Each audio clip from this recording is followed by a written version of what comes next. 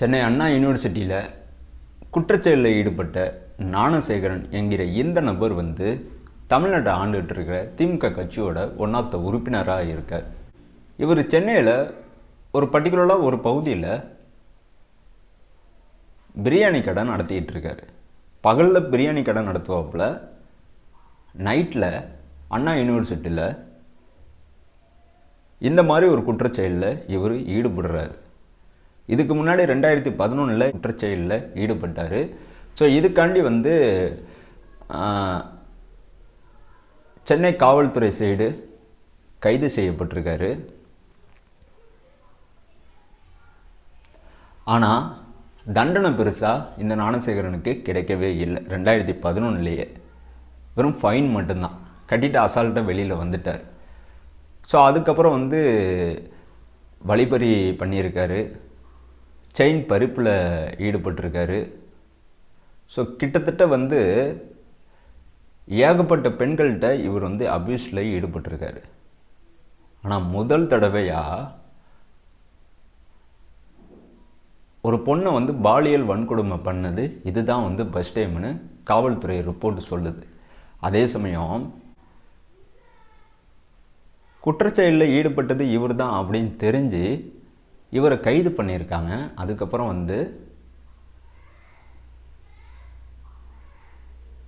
Local DMK பிரமுகர்கள் torture பண்ணதுனால வேறு வழியே இல்லாமல் ஞானசேகரனை அப்படியே ரிலீஸ் பண்ணிட்டாங்க. அதுக்கப்புறம் ஞானசேகரன் பயன்படுத்தின ஃபோன் நம்பரை வச்சு ட்ராக் பண்ணி இவர் அண்ணா யூனிவர்சிட்டியில் பர்டிகுலராக அந்த டைமில் இருந்தாரா இல்லையா அப்படிங்கிறத ஆய்வு பண்ணியிருக்காங்க. ஸோ உறுதி செய்யப்பட்டது பிறகு இவர் கண்டிப்பாக இந்த இடத்துல தாங்க இருந்திருக்காரு அப்படிங்கிறத ஒட்டுமொத்த சென்னை காவல்துறை டிபார்ட்மெண்ட்டுக்கும் தெரிஞ்சதுக்கப்புறம் திரும்பவும் ஞானசேகரனை வளைச்சி பிடிச்சி ஞானசேகரனை மொபைலை கைப்பற்றி மொபைலில் எதுவும் ஆதாரங்கள் இருக்கா இல்லையான்னு செக் பண்ணியிருக்காங்க. அப்போ தான் இவங்களுக்கு தெரிய வந்திருக்கு, பர்டிகுலராக இந்த சம்பவத்தில் ஞானசேகரன் அவர்கள் இந்த பாதிக்கப்பட்ட பெண்ணிட்ட எந்த அளவுக்கு கீழ்த்தரமாக நடந்திருக்காரு அப்படிங்கிறத ஞானசேகரனே தன்னோட மொபைலில் வீடியோவாக பதிவு பண்ணியிருக்காரு. இது மட்டும் கிடையாது, பதிவு பண்ண அந்த சமயத்தில் பாதிக்கப்பட்ட பெண்ணோட கூட பேசிக்கிட்டு இருந்த இந்த இளைஞனை போட்டு தரமர அடிச்சிருக்காரு. அடித்தது மட்டும் இல்லாமல் இந்த பாதிக்கப்பட்ட பெண்ணை வீடியோ எடுக்கிறதுக்கு முன்னாடி நிர்வாணமாக நிற்க வச்சுருக்காரு. நிர்வாணமாக நிற்க வச்சுக்கிட்டு ஞானசேகரன் தன்னோட மொபைலில் இருந்து ஒரு சாருங்கிற ஒரு பேர் தெரியாத ஒரு நபருக்கு ஃபோன் பண்ணி இது மாதிரி ஒரு பொண்ணை நான் இன்னைக்கு நைட்டு அனுப்புகிறேன், நீங்கள் அவள் கூட ஜல்சா பண்ணீங்க அப்படிங்கிற மாதிரி சொல்லியிருக்காரு. ஸோ உடனே இந்த பாதிக்கப்பட்ட பெண் அதுக்கு மறுப்பு தெரிவிச்சிருக்காங்க. ஸோ கிட்டத்தட்ட ஞானசேகரனும் கூட வந்த ஒரு நபரும் சேர்ந்து கூட ஒரு நபர் வந்திருக்காருங்க சம்பவ இடத்துக்கு. 2 பேருமே சேர்ந்து தான் இந்த பாதிக்கப்பட்ட பெண்கிட்ட அத்துமீறி இருக்காங்க. ஸோ கிட்டத்தட்ட இந்த கூட வந்த நபர் பார்த்திங்கன்னா சர்வசாதாரண ஒரு ஆளே கிடையாது. இவரும் ஒரு முக்கிய புள்ளி தான். ஏன்னா இவர் இறங்குனது ஒரு ஆடி காரில். ஸோ அப்படி இருக்கும் பட்சத்தில் இந்த மாதிரி 2 நபர்களுமே இந்த பெண்ணிட்ட அத்துமீறி நடக்க ஆரம்பிச்சிருக்காங்க. ஒரு கட்டத்துக்கு மேலே 2 பேருமே சேர்ந்து வலுக்கட்டாயமாக இந்த பாதிக்கப்பட்ட பெண்ணை பாலியல் வன்கொடுமையில் ஈடுபடுத்தியிருக்காங்க. சம்பவம் முடிஞ்சு அடுத்த நாள் காலையில் இந்த பாதிக்கப்பட்ட பெண் தன்னை சுற்றி உள்ள நண்பர்கள்ட்டையும் நண்பர்கள் மூலமாக பெற்றோர்கள்ட்டையும் இந்த விஷயத்தை தெரியப்படுத்தி அதுக்கப்புறம் பெற்றோர்கள் சம்மதத்தோட நண்பர்களோட சென்னை காவல்துறைக்கு இந்த விஷயத்தை தெரியப்படுத்தியிருக்காங்க. அதுக்கப்புறம் விசாரணை நடந்துச்சுங்க. ஸோ இதுதான் முக்கியமாக நடந்த ஒரு விஷயம். அதே சமயம் இந்த பாதிக்கப்பட்ட பெண் கொடுத்த வாக்குமூலம், அப்புறம் சட்ட ரீதியான எஃப்ஐஆர் காப்பி, அப்புறம் இந்த பெண்ணோட முழு விவரம், அப்புறம் கூட வந்த நண்பர்களோட விவரம், அப்புறம் இந்த பாதிக்கப்பட்ட பெண்ணோட பெற்றோர்கள் எல்லா தகவலுமே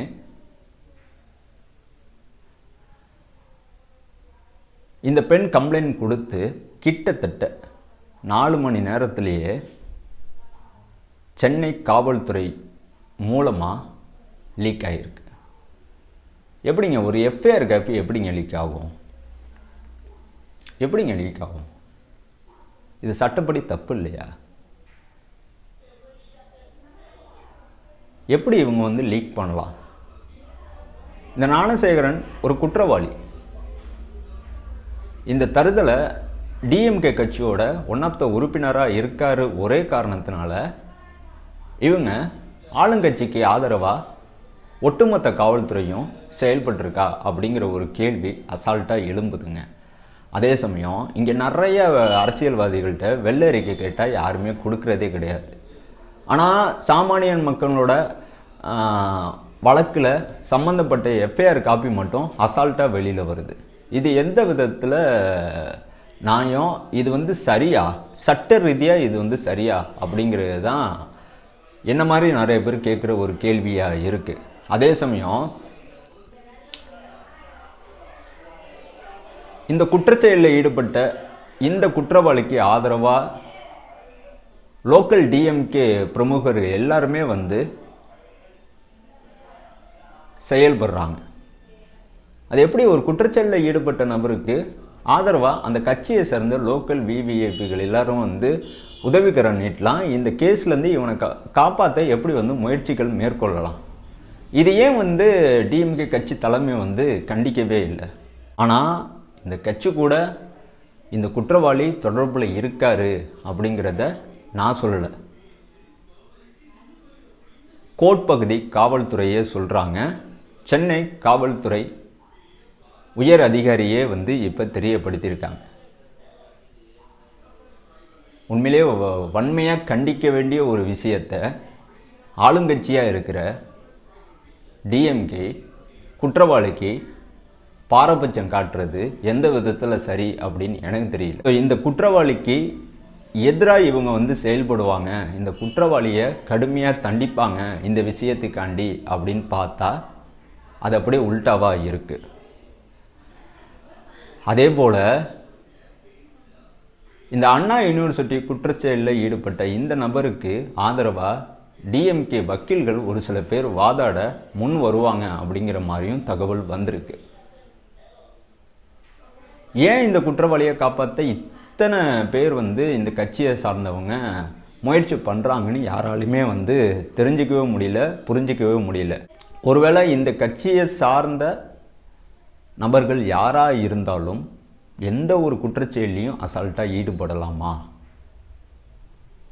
யாராலையும் எதுவுமே பண்ண முடியாதா? தகுந்த தண்டனை வாங்கி கொடுக்க முடியாதா அப்படிங்கிற ஒரு கேள்வி எனக்கு அசால்ட்டாக வருதுங்க. அதே போல் இந்த குற்றவாளிக்கு காவல்துறை சார்பாக ஒரு தண்டனை கொடுக்கப்பட்டிருக்கு. அந்த தண்டனை கை எலும்புகள் முறிக்கப்பட்டது, காலோட எலும்புகள் முறிக்கப்பட்டது. கிட்டத்தட்ட முறிக்கப்பட்ட நிலைமையில் இந்த குற்றவாளிக்கு காவல்துறை சார்பாக மாவுக்கட்டு போடப்பட்டிருக்கு. இந்த மாவுக்கட்டு போட்டது சரியா தப்பான்னு நான் சொல்ல வரல.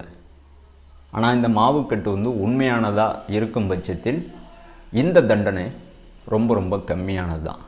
அதே போல் இந்த குற்றச்செயலில் ஈடுபட்ட எந்த நபராக இருந்தாலும் உச்சபட்ச தண்டனை கண்டிப்பாக கிடைக்கணும்.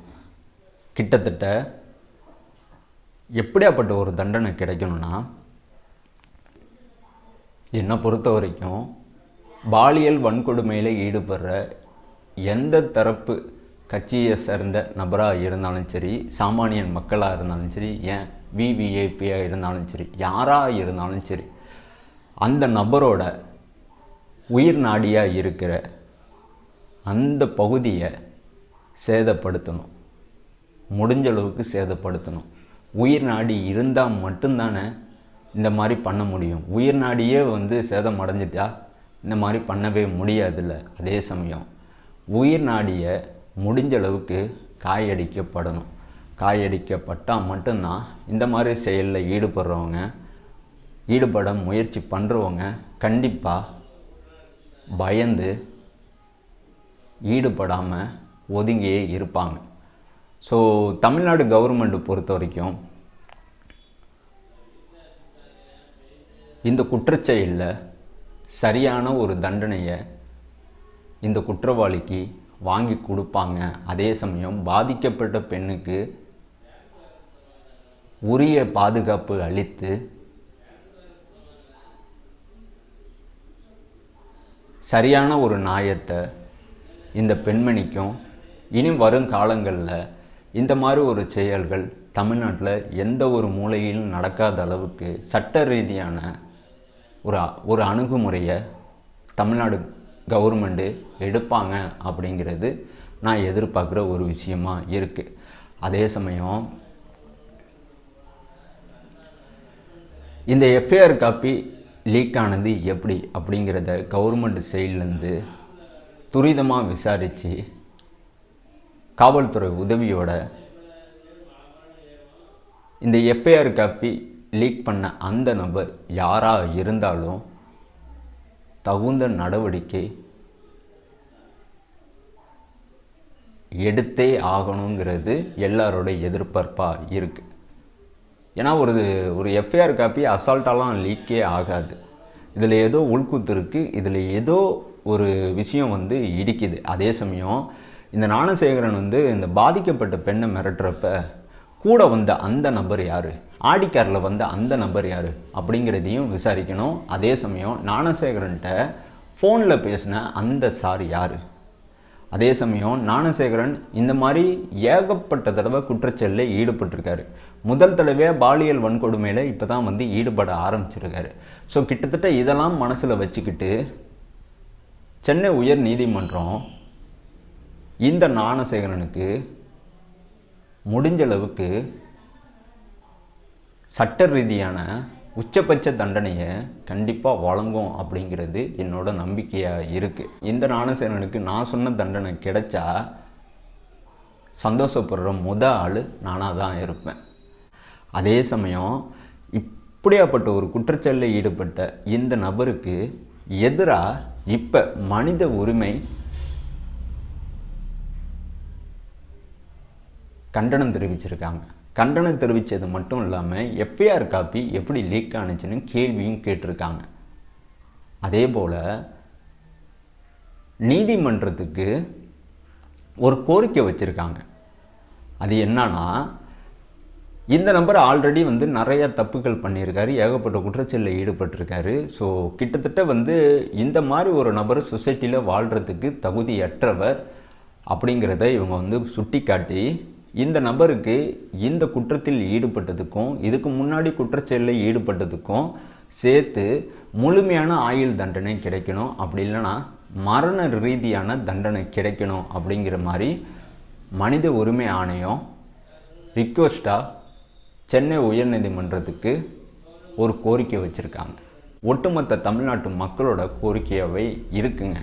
ஆனால் எனக்கு இருக்கிற ஒரே ஒரு சந்தேகம் என்னன்னா, டிஎம்கே கூட நேரடி தொடர்பில் இருக்கிற ஒரு நபராக இவர் இருந்திருக்காரு. ஸோ கிட்டத்தட்ட செல்வாக்கு மிக்க ஒரு நபராக கட்சியில் வலம் வந்திருக்காரு. ஸோ இந்த மாதிரி ஒரு நபருக்கு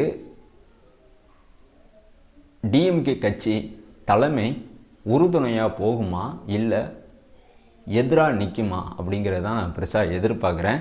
ஸோ விசாரணை மேற்கொள்ளப்பட்டிருக்கு, தீவிரமான ஒரு விசாரணை போயிட்டுருக்கு. ஸோ இந்த பிரச்சனையை தமிழ்நாட்டில் இருக்கிற அனைத்து கட்சி தலைவர்களும் இப்போ கையில் எடுத்திருக்காங்க. ஸோ ஏகப்பட்ட கட்சி தலைவர்கள் போராட்டத்தில் இறங்கியிருக்காங்க. ஸோ இந்த பிரச்சனைக்கு தகுந்த தீர்வு கிடைச்சே ஆகணும், இந்த குற்றவாளிக்கு தகுந்த தண்டனை கிடைச்சே ஆகணும்னு எல்லாருமே இப்போ போராட ஆரம்பிச்சிட்டாங்க. ஸோ தமிழ்நாட்டு இளைஞர்கள் மத்தியிலும் தமிழ்நாட்டு இளைஞர்கள் மத்தியிலும் தமிழ்நாட்டில் இருக்கிற ஒட்டுமொத்த மக்களுமே இந்த குற்றச்செயலில் ஈடுபட்ட ஞானசேகரனுக்கு எதிராக தான் இருக்காங்க. ஆனால் தமிழ்நாட்டை ஆண்டுகிட்டு இருக்க டிஎம்கே கட்சி இந்த ஞானசேகரனுக்கு எதிராக இருக்கா இல்லையா, இதுதான் ஒட்டுமொத்த தமிழ்நாட்டு மக்களோட கேள்வியாக இருக்குது. பார்க்கலாம் எந்த மாதிரி ஒரு தண்டனை சென்னை உயர்நீதிமன்றம் இந்த நபருக்கு வழங்கும், இந்த நபரை எப்படி தண்டிப்பாங்க அப்படிங்கிறத நாம் பொறுத்திருந்து பார்ப்போங்க.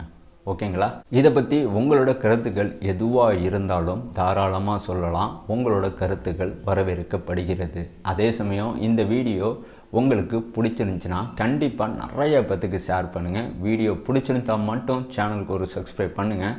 நான் உங்களை அடுத்த வீடியோவில் வேறு ஒரு கண்டென்ட்டில் வந்து சந்திக்கிறேன். தேங்க்யூ.